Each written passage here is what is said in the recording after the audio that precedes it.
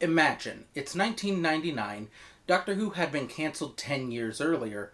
A TV movie with a new Doctor had been made in America, of all places, 3 years earlier, and it sadly led to nothing. The Doctor Who books made by Virgin Publishing following the 7th Doctor, after the cancellation of the show, ended its run in 1997. Doctor Who is not looking good. Then in February, Gary Russell and Jason Hay-Gallery make an announcement at Gallifrey 1. This is followed up by an announcement in Doctor Who magazine number 275. They have gotten the license to make Doctor Who, but in a new form, audio dramas. What's more, later you learn they got the actual Doctor to star in it. In fact, they got 3 of them, and they're all together in one release. Then in July, it comes out, The Sirens of Time. The Sirens of Time is a 4-part audio drama featuring the 5th, 6th, and 7th Doctors, in a connected story written, directed, composed, and sound designed by Nicholas Briggs, with cover art by Gary Gillett and James Arnott, produced by Gary Russell and Jason Hay-Gallery. It was in many ways the true start to Big Finish, and led to Big Finish becoming what it is today, 26 years and hundreds of hours of audio dramas later. Apparently at first, Jason Hay-Gallery thought they would only do 6 releases a year, which is hilarious given that now they make around 6 releases a month. Of course, the real start for the company had been a year earlier, when Big Finish had started making audio dramas based around 7th Doctor novel companion Bernice Summerfield in September of the year before. But in many ways, those were a pilot to get the license from the BBC to make Doctor Who. Once they got it, things started really taking off for the company. But I think that's enough general background on Big Finish. Let's get into the direct background for the Sirens of Time. First, let's talk about the cover. It's fine. It's not great. It's not as bad as some of the early ones get. It draws you in the fact of, we have 3 Doctors. Its status as the first release makes it better in my mind, but I've seen better. They did a redux of this release, and that cover just feels better by giving them all their bodies, and their TARDISes are in the background. But the pink background of the original is nice, and the cover generally works. Initially, Nick Briggs wanted to do a Dalek story, which makes sense, especially for him given he plays the Daleks now. But they didn't have the license for the Daleks yet, so they decided to do a multi-Doctor story instead. Which to me makes the most sense. It works as a good way to introduce Big Finish's range by doing a huge, this is legitimate, we have all the Doctors type of story. And that's a great way to start a legitimate continuation of Doctor Who. Another idea of his was to bring back the Warlord from the War Games. But Jason Hay-Gallery knew that idea had been done in a book, which led to the current idea of where they are taking a monster, the Temperon, from their pre-Big Finish days when they made unlicensed Doctor Who audios called the Audio Visuals, which I have not heard, but I've seen decent things while researching this. And it was eventually decided that each of the first 3 parts of the story would feature each Doctor individually, then the 4th part would have them all team up. The first episode featured the 7th Doctor during his TV movie era. Nick Briggs had apparently named this episode The Knights of Valicia, but this title, nor any of the titles that I have for the rest of the episodes, ever made it onto the tracks or the CD pamphlet. But it is in this book. So that's neat. This episode starts with a cold open before the theme. A unique thing before the 2005 reboot, but it works really well here. It lets the story start by having the world of Doctor Who itself return before it returns the Doctor. By having the people go, hey, the Doctor's connected to this, we need him, and then smash, theme song. The first several monthly Reign stories, I can't be bothered to check how many, all use the 4th Doctor's theme for them. It makes sense for this first release. By that I mean using a single Doctor's theme in this story that features a bunch of Doctors makes sense by not choosing a favorite. But I really don't like this choice for the others, but we're gonna move on. Choosing to use the TV movie 7th Doctor is a smart choice. Picking the Doctor up immediately where he was last seen is the obvious decision to make. It really helps with the idea of this being genuine Doctor Who, and helps establish the TV movie as canon, and allows Paul McGann to come in a year and a half later. So the Doctor gets a message from the Time Lords that gets interrupted, and the Time Lords spend all their time saying, "This message is important!" rather than saying what the important thing is. Classic them. This story was apparently going to take place on an island called Spurtek Island. I've never heard of it, but apparently it's a thing. but Gary Russell had it changed to an alien planet in order to, among other reasons, make it very different from Part 2, which takes place on the ocean. So the Doctor goes into the world and finds a stranger asking for help from quicksand. Seven is then interrupted by a... I'm slightly unclear who this is. I think it's a guard named Ruthly, played by Maggie Stables, who would go on to play Sixth Doctor companion Evelyn Smythe. And until I re-listened to this, I genuinely forgot just how weird it is to hear Evelyn as this character. It's unsettling hearing a nice grandma type of character as a cackling villain, and it just feels wrong. She lets him go, and Seven retrieves the trapped person named Elena, and they eventually go around and find a prisoner named Sancroft. The prisoner Sancroft is a very interesting character, with much more hinted about him than is actually shown. He needed to be really interesting because this world isn't really populated outside of him, Ruthly, and some robots called Drudgers. The world building of this episode is... how to put this? It's complicated. I want to explain this plot better, but this episode is unfortunately too confusing. If there was more than one episode, I'm sure it would work better, but there are so many complicated things, including betrayals and setting up the Knights of Valicia. It's effective at implying a bigger world, but it does nothing to make any of it super clear. And this is not helped by me knowing this story and knowing none of this matters. The first 3 parts of the Sirens of Time are all self-contained and are only tangentially important to Part 4. The other parts are much more straightforward as to their plots, and I have no idea what happened with this one, but it's really hard for me to keep track of what's going on. But it does end by having Seven and Elena try and take Sancroft to safety, but then a group, I think they are the Knights of Felicia, but it really doesn't matter, go to kill them all to prevent witnesses, which, you gotta admit, is a pretty good cliffhanger. The next part begins, and nothing is resolved. They just go straight into the Fifth Doctor story. Honestly, it's a fun decision. Nick Briggs' original title for this one was Ship of Destiny. While we're here, another fun fact from the inside story is that apparently when Nick Briggs reached out to Peter Davison to ask him to do this, he said Peter would be playing the Sixth Doctor. I'm amazed this story happened and continued, and that Peter Davidson's Doctor is the next release in this range. He did say he apologized profusely after it was pointed out to him, but... oh man, I can't imagine that. Ugh. Fun times. This story has a few more characters, some of which are only implied by the nature of it takes place on a U-boat in the middle of the ocean. And it also has a more straightforward plot. It's a German U-boat, and they're suspicious of the Doctor. Also, it takes place in connection with the sinking of the Lusitania, as mentioned in Part 4. Apparently, an original idea for this was to have it take place on the Titanic, with Five losing his memory so he doesn't know what the Titanic is. I'm glad that idea got vetoed.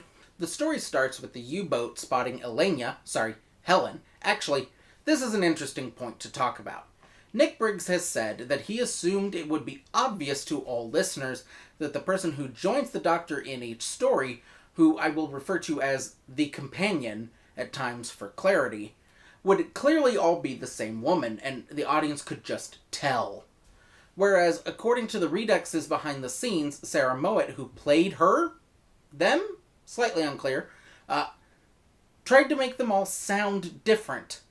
I think there was some miscommunication about the intent for the character, but it's fascinating to know the kind of decision that was made back then and the assumptions that went into it, because nowadays they do a lot of doubling up and having actors play bit parts or even multiple larger parts, and it's standard operating procedure now, and it is meant to be unnoticed. You're not supposed to be able to tell that the same person is playing multiple parts, and generally it can be quite hard to notice. Back to the plot, the Time Lords give the Doctor a message, and they get much more to the point and tell him, return to the TARDIS and get away. Just leave. Better on them this time. Five tries to leave, but can't, and assumes Tegan or Turlough is pranking him. While Five and Helen are saved, Helen is, I guess, just in the ocean somewhere. The captain, played by Mark Gatiss, speaks to them, and everyone is all speaking different languages, while for the sake of the audio drama, they're speaking English the entire time. And it works really well, and amazingly, it is perfectly clear whether German or English is being spoken, all while everyone is speaking English for the benefit of the listener. This is an excellent creative choice. After a lot of struggling to convince the Germans to take the Doctor back to his TARDIS, including a fun moment of Five pretending to be a German spy, they eventually turn the ship around, and when the Doctor jumps out, he finds the TARDIS still won't open. The captain notices Helen has disappeared, and they just decide to leave. There's a great build-up of the mystery of the story by having Helen disappear after the Fifth Doctor jumps to his TARDIS. This draws more attention to her. Also, now that I've drawn more attention to her strangeness, I just wanted to say that whenever her character appears or affects the story, you hear a heavenly siren sound effect.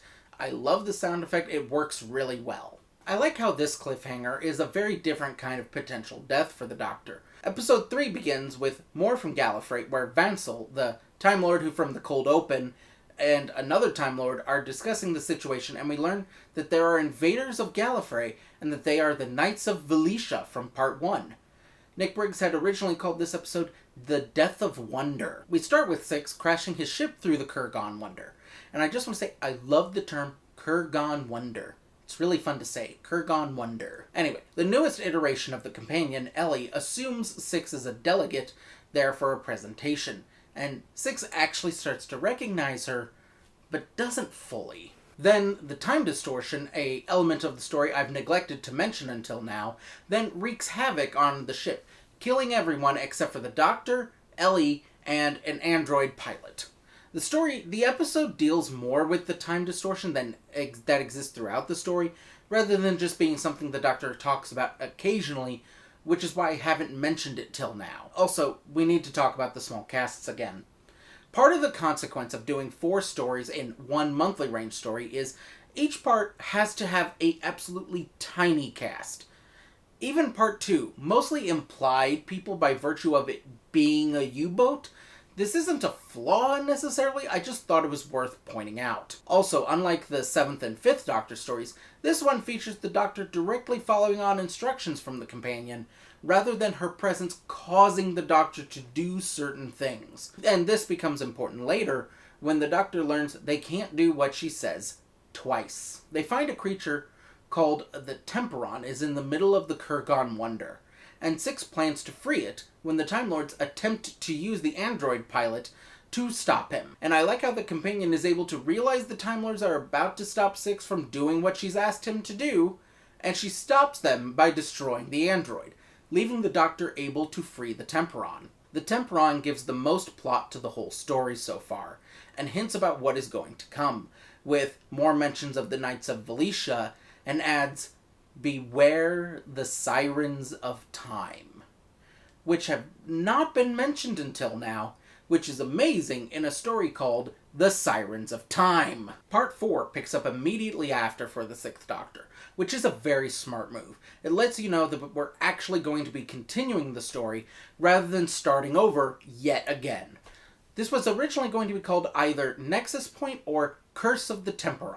All the Doctors appearing neither gets nor needs explanation for how they're all together, and it just works, and it's great to have them all together. I love that there's telepathic contact immediately with the same sound effect from the 3 Doctors. I'm a sucker for that sound effect. It's a good one. The Doctors also bicker, which is great. The companion, who is now known as Laina, I won't say that's her real name for reasons. She is now the leader of the Knights of Velicia who are taking over Gallifrey. I'm going to skip over a bit of the plot and just to get to the important bits I want to talk about. So I'll just say, while they're discussing releasing the Temperon, who is also trapped there, there's a fantastic breakdown of what makes each Doctor U different from each other. It's just a clear explanation that it's the same traits, just at different levels. It's something you really can get away with best in a pilot like this, and it's done well. It's revealed that what the companion was doing was getting the Doctor to change history. And I like how each of the tweaks to history each Doctor did were just tiny little modifications that had wide-reaching ramifications that all led to the Knights of Velicia taking over Gallifrey. And I will say, in the follow-up of this, Laina is incredibly suspicious when she asks the Doctor to correct history. She clearly just used them to make everything the way it is, and her going, "Oh no, it's not good, please help me," doesn't exactly set confidence in believing her again, so they try to talk to the Temperon. And we learn that the Felicians are being used by the titular Sirens of Time, and the companion is revealed to actually be the Sirens of Time. I will say the idea of the Sirens creating chaos in time and then feeding on it, it's a neat idea, and it's honestly not too far from what the Weeping Angels would be in terms of why things are done, even if the how of them doing it is extremely different to the point it feels weird comparing them. Here's what Nick Briggs later had to say about this ending with two enemies nested inside each other. "I think there's one plot twist too many in part 4. I stand by my ideas, but there are just too many of them." Which to me sounds a lot like what I could say about Brotherhood of the Daleks. Lots of good ideas, but the decision to use all of them makes the story overcrowded. And I do agree with him. Not that it makes it as bad as Brotherhood of the Daleks in this case, but it is notable. As to the ending with the Sirens themselves, I'm not a fan of the whole "if you do what they say twice, you are theirs forever." It's weird. It feels like something out of a different franchise. So I do get why it's done here. It's so that the Doctor can't solve the problem and kill the Sirens, because he's been asked to change history by the Sirens, so if he follows their instructions, he won't actually be stopping them. I do get that, but it is dumb in this instance. The Temperon then makes the choice to fix everything by sacrificing itself. Then, time resets and the story starts over. Ending by doing the beginning again, but with Vansel arriving on Gallifrey having forgotten why he arrived, is a nice touch and a good way to end a time-changing story. It allows the characters to keep doing what they were doing, it's just they've lost their reason for doing it. We then pick up episode 1 with all the Doctors on that planet from the 7th Doctor's story. And it ends with them saying, "We can't follow the Sirens this time." And I really appreciate Seven's struggle with the idea that he has to just ignore someone asking for help, which is something that should be hard to do. Overall, a good introduction to Big Finish. It does a lot right by introducing each Doctor on their own and then bringing them together. The plot is occasionally too complicated for its own good, but overall I do enjoy returning to this story, despite its flaws. I like how this cliffhanger is a very different kind of potential death for the Doctor, where he's just stuck on his TARDIS that is floating in the middle of the ocean with no way to open it. I like to imagine it's just there like this, and he's just going, "What? No, no!" Anyway, what's the point of getting out your toys if you can't play with them?